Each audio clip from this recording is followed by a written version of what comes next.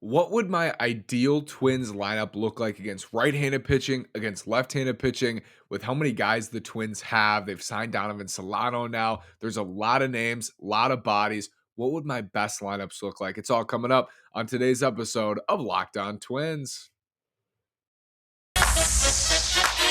You are Locked On Twins, your daily Minnesota Twins podcast. Part of the Locked On Podcast Network, your team every day.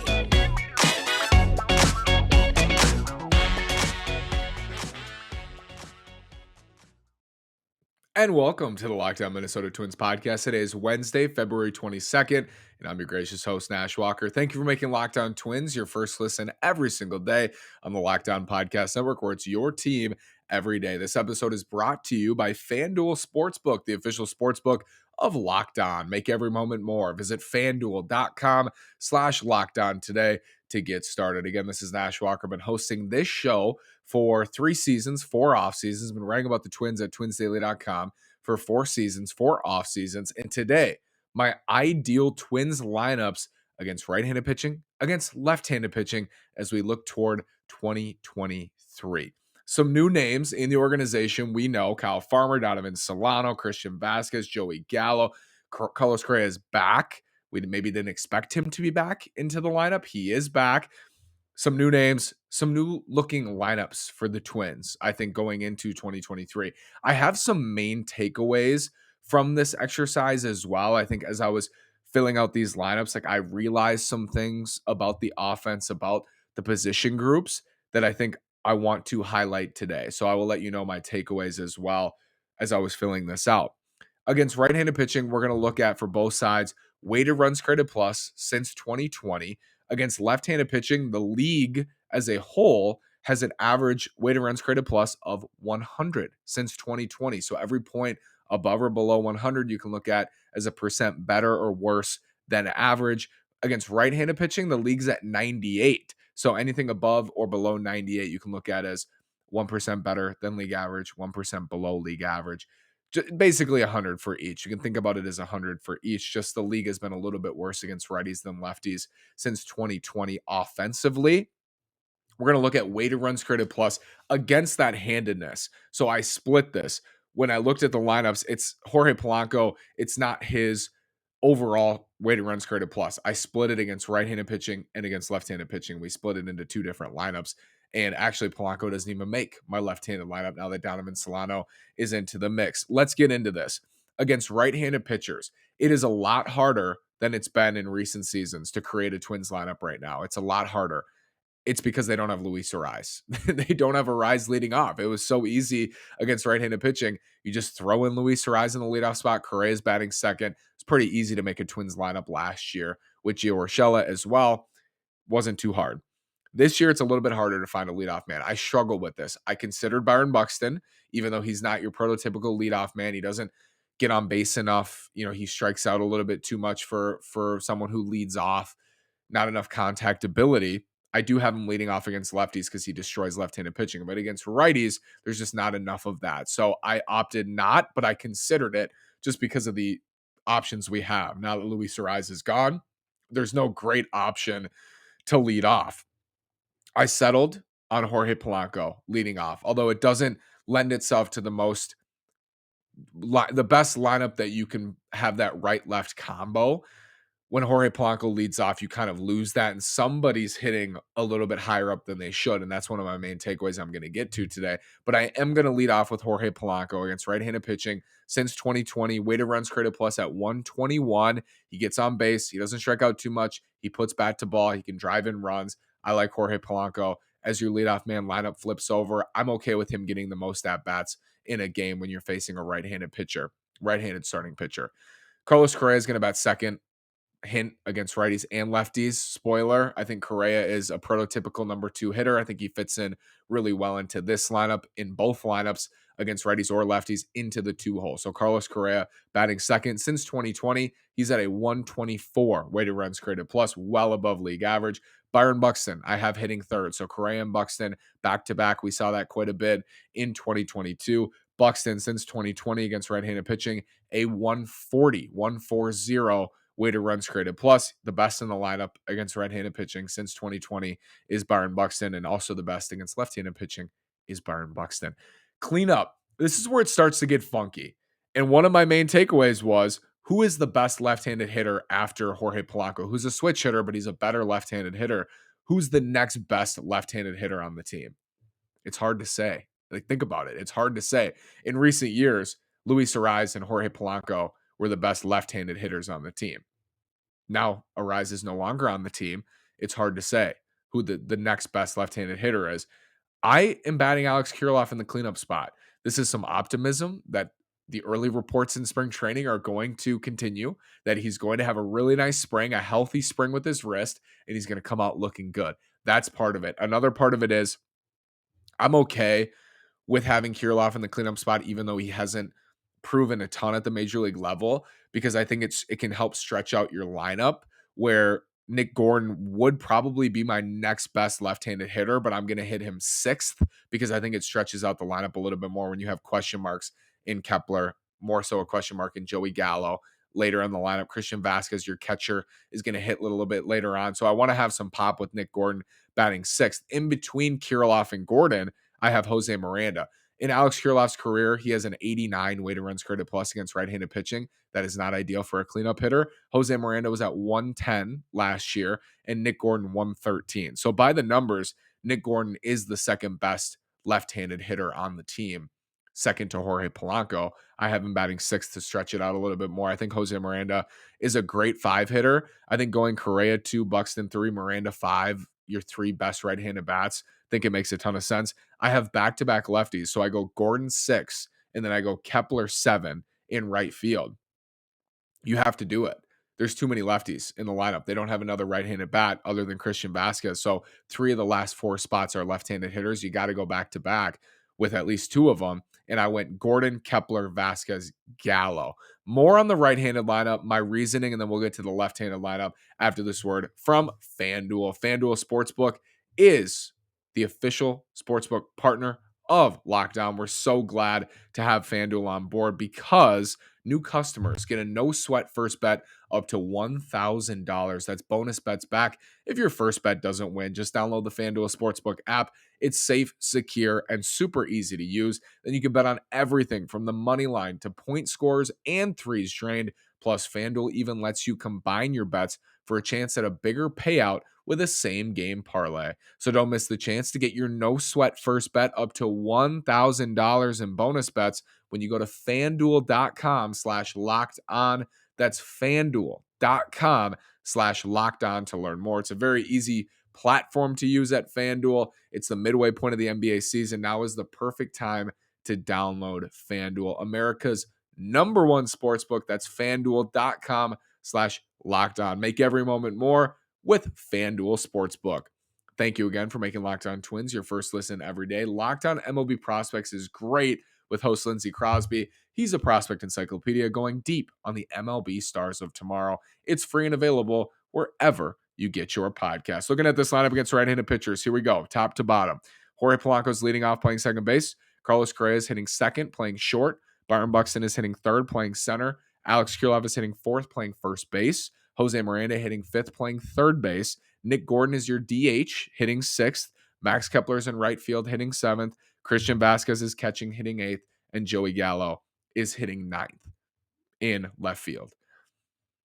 Others, Trevor Larnach has a 106 weighted runs created plus in his career against right-handed pitchers, but currently does not project on my opening day roster because of the additions. Solano, namely the addition of Solano, pushes Larnach off of the 26-man roster. That's my lineup against a right-handed pitcher. It's the hardest lineup to make of the last, I would say, 3 or 4 years, largely because of Arraez, but also just things have changed with the group. Things have changed. And I think something that stuck out to me beyond just who is the next best left-handed hitter is how is Rocco Baldelli going to manage back-to-back lefties in a lineup? Because I think it's going to happen. They just don't have enough right-handed bats currently. I would rather start Kepler and Gallo in the corners in the outfield because of their defense. I want them in the outfield rather than, Michael A. Taylor, his defense, but he's right-handed as a hitter. I want Kepler and Gallo in the corners based on the current roster against a right-handed pitcher. Nick Gordon, I think his bat has to be in the lineup against right-handed pitching. You have Kirilloff playing first base. Nick Gordon's gotten some work at first this spring, which is interesting. So keep that in mind. But I wonder how Baldelli's going to manage the back-to-back lefties, because what he's like to do is go right, left, right, left, right, left. But what we saw last year and in recent years when the Twins had Donaldson, because Nelson Cruz, Josh Donaldson, and Byron Buxton were the Twins' three best hitters, he would just go 2-3-4, Donaldson, Cruz, Buxton. He didn't care about the handedness, and then he would figure it out later. You're going to get some of that with this lineup. You have Correa and Buxton going back-to-back as right-handed hitters, both very good right-handed hitters, so you're okay with that. And then you do have back-to-back left-handed hitters in Gordon and Kepler. But my thought process is you have Gordon batting sixth as your DH. If a lefty reliever comes in to face Gordon, Kepler, Vázquez, Gallo, you can pinch hit Kyle Farmer for Max Kepler. And then if you want to pinch in Donovan Solano for Joey Gallo, you can do that and then sub in Michael Taylor in the outfield. You can get creative. They have a deep bench for situations like that. Maybe not a big deal to go back-to-back lefties because you can just pinch hit Solano. You can just pinch hit Farmer if the other team brings in a left-handed reliever. They're going to have the platoon advantage for a lot of matchups. And in the matchups they don't have the platoon advantage, meaning the Twins don't have the opposite-handed hitter against a right-handed pitcher, a left-handed hitter against a right-handed pitcher, it's going to be Correa, Buxton, Miranda, and Christian Vázquez, who's held his own against righties over the last 3 years as well.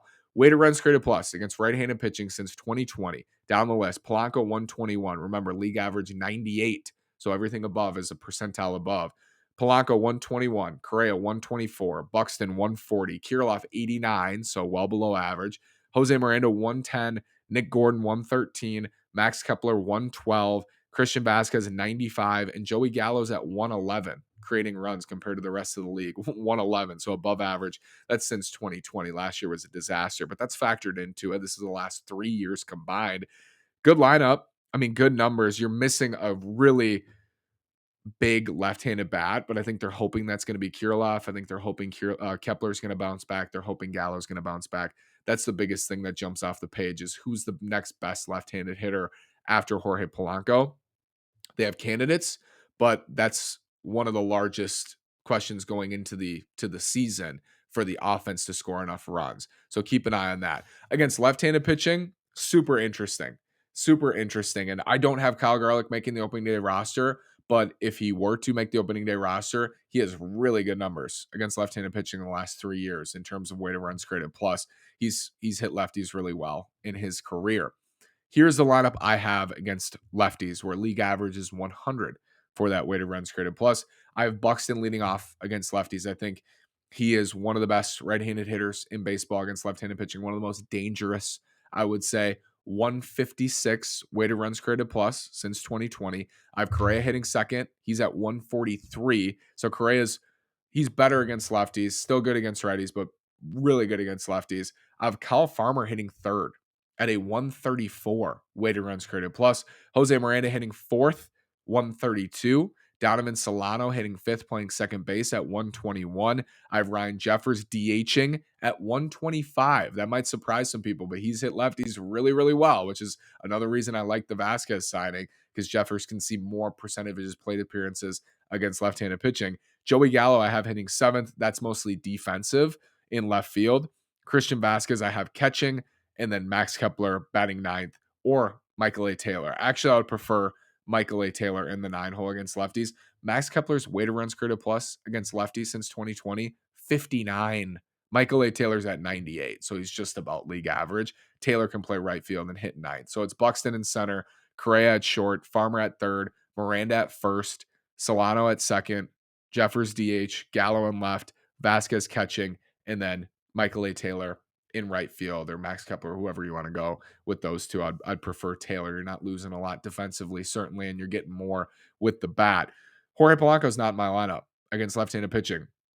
The Solano signing, I think I would rather start Donovan Solano at second against left-handed pitching than Jorge Polanco. Polanco's weighted runs created plus last year, 75 against lefties. He's never been great against lefties. Like he's okay. He's startable. The Twins have started him every day for many years. And I don't think he's going to sit. He's not in my ideal lineup against lefties, but he's at 102 over the last 3 years, like basically league average. Donovan Solano's at 121. I'd rather start Solano at second base. And as soon as a right-handed reliever comes in, you pinch hit Polanco for him, batting fifth. It's that easy. But Solano gets the first couple plate appearances against lefties. That might help Polo stay off his feet, stay healthier potentially as well throughout the season. But right now, I would take Solano over Polanco against lefties. So it's Buxton, Correa, Farmer, Miranda, Solano, Jeffers, Gallo, Vázquez, Taylor. It's a weird looking group, much different than the right-handed pitcher group. There's no Kirilloff in this lineup. There's no Nick Gordon in this lineup. There's no Max Kepler in an ideal lineup against lefties. The Twins are going to platoon, as Rocco Baldelli said, I think today, all over the field. They're going to platoon everywhere. And you can see that in this exercise. The Twins have had an issue hitting left-handed pitching. It was one of my biggest takeaways last year. Like, they're not hitting lefties. They're hitting righties. They're not hitting lefties. Can they fix that? It was a key point this offseason. Big right-handed bat was one of my holes for the Twins. They need to fill this hole. They need to get another big right-handed bat. They brought back Correa. You're kind of dancing around that because he was already on the team last year. Did you really acquire another big right-handed bat? But also that need was elevated by Correa, the assumption Correa would be gone. So I was thinking, okay, they're losing their shortstop. They need a shortstop. They're also losing one of their best right-handed bats. So they need a big right-handed bat. They got Correa back. I still think that they're missing a bat, period, I would say. Maybe that's just because Alex Kirilloff is a question mark. Trevor Larnach is a question mark. Joey Gallo, Max Kepler, question marks. But I would say they're missing one other bat. Beyond Polanco, Correa, Buxton, and Miranda, they're missing somebody. Nick Gordon, I trust. I trust Nick Gordon in the right matchups against right-handed pitching. Beyond those guys, who's stepping up? And against lefties, I think they're going to be in a good spot. I think they're going to be a dangerous team against left-handed pitching. You have Kyle Garlick at AAA as depth who can come up and crush lefties as well. They're going to have the platoon advantage against lefties. I'm excited to see what Rocco Baldelli does in those matchups. The Solano move last night further illustrates that, gives them another option, another guy who's hit lefties over the last couple of years. And I think overall the lineup should be good in those spots. It should be, but we've said that before. It's so weird. The Twins had Donaldson, Sano, Cruz, Buxton, Garver in 2020, 2021, and they still struggled against left-handed pitching last year. Not as good against left-handed pitching. I'm hoping that flips in 2023. I think one of their issues has been when they lose Buxton, it's a loss in those matchups, maybe more than anything other than his defense in center field. Because yes, Buxton against righties still really dangerous. Against lefties, he's like lethal. And when you lose him in those spots, it's damaging. And when he's hurt, everybody gets pushed up a peg in the lineup, and you don't have your best hitter in the lineup in Buxton in those matchups. And I'm leading him off because I think he's going to start a lot of games 1-0. He did against Madison Bumgarner last year in Arizona. I remember it. Going to start games 1-0. That's why he's leading off. When you lose Buxton, it takes so much away from the team, period. But it takes away from this specific lineup, especially. That's been a problem. And then guys who you would think are going to crush left-handed pitching just didn't. Miguel Sano, weird reverse splits. Miguel Sano, typically his style and who he is as a baseball player, big right-handed slugging first baseman, you would think he's going to hit lefties more than anybody. Not the case. It's weird. It's weird. It just didn't happen that way. I'm hopeful in 2023 we're going to see platoon advantages all across the diamond every day, all week. Twins will be a matchup nightmare because as a pitcher, as a right-handed pitcher, 7 of their 9 or 6 of their 9 going to be left-handed. You got to get out. And then as a left-handed pitcher, 7 or 8 of their 9 are going to be right-handed. And pitchers see that today already. Left-handed pitchers will see 7, 8, 9 right-handed bats in a lineup. But these are good right-handed bats in those matchups. You don't want Donovan Solano hitting 5th against right-handed pitching. You don't want that. But against left-handed pitching, yes, absolutely. And you can mix and match. Then with this lineup against lefties, you have Gordon on your bench. You have Polanco on the bench. You got Kirilloff on the bench. You got Kepler on the bench. You can pinch hit all game long and with versatile players. Nick Gordon in a pinch can play the infield. You got options on your bench. Max Kepler can play either corner. He can potentially play center. He can move all around the outfield. You got Michael A. Taylor starting in right field where he should be plus defensively. He's plus plus in center. I would think he'd be plus plus plus in right field. You're in a good spot. Defensively, offensively, Rocco Baldelli has that flexibility, and that's part of why the Twins went out and added a bunch of depth this offseason to win those matchups individually on any given night. Those are my lineups. Like I said, much harder to do this year than recent years. Overall, harder to do because the Twins don't have their leadoff man, and it's a different unit. It's a different group. Those are my two lineups. Let me know what you think. Drop your lineups because the Twins do have completely different lineups in either matchup, completely different all the time. Drop your lineups. Who would you start? Would you start Jorge Polanco in both? Would you start Donovan Solano? Would you keep him on the bench? Would you start Michael A. Taylor over Max Kepler? Who do you like in either lineup? Who would you move? Who would you lead off? Would you lead off Buxton? Would you lead off, I don't know, Jose Miranda, Nick Gordon? What would you do? Let me know what you would do in the comments. And as always, thank you so much for making Locked On Twins your first listen every single day. For your second listen, make it Locked On MLB Prospects with host Lindsey Crosby. He's a prospect encyclopedia going deep on the MLB stars of tomorrow. It's free and available wherever you get your podcasts on, the Locked On Podcast Network, where it's your team every day. Thank you so much again. Have a great day. We're going to have Cy Young picks and Rookie of the Year picks Thursday show. So join me then. Thank you so much. Have a great day and go Twins.